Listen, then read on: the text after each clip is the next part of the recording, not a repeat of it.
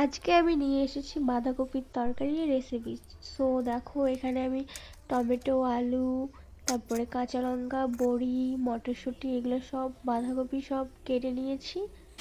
আর এখানে আমি তেলটা গরম করতে বসিয়ে দিয়েছিলাম, তেলটা গরম হয়ে গেছে। এখন তেল দিয়ে আমি বড়িগুলোকে হালকা করে ভেজে নেব।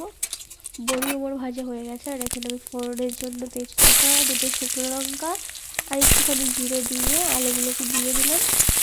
আলুগুলো হালকা ভেজে নেবো। আলুগুলো ভালো করে ভেজে নিতে হবে। তারপর লবণ হলুদ দিলাম। তো লবণ হলুদ দিয়ে ভেজে নেবো ভালো করে। আর এখানে আমার আলুগুলো ভাজা হয়ে গেছে। তারপর আমি পেস্ট করে নিয়েছিলাম জিরা আর আদা বাটা, ওটা দিয়ে হালকা করে একটু ভেজে নেবো তেলটা ঝরানো পর্যন্ত। তারপরে এপিট ওপিট ভালো করে বাঁধাকপিগুলোকে নেড়ে লবণ হলুদ দিয়ে ভালো করে একটু কষিয়ে নেব জলটা ঝরা পর্যন্ত। তো জলটা ঝরে গেলে বড়িগুলোকে আমি দিয়ে দিলাম একবারে। জলটা ঝরে গেলে আমি ঢাকনা দিয়ে দেবো। তো দেখো টমেটো, মটরশুঁটি, বড়ি সব আমি একবারে দিয়ে দিলাম।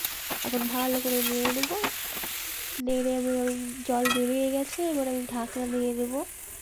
তো ঢাকনাটা খুলে দেখতেই পাচ্ছ এখানে অনেকটা জল বেরিয়েছে, এই জলেই সেদ্ধ হয়ে যাবে।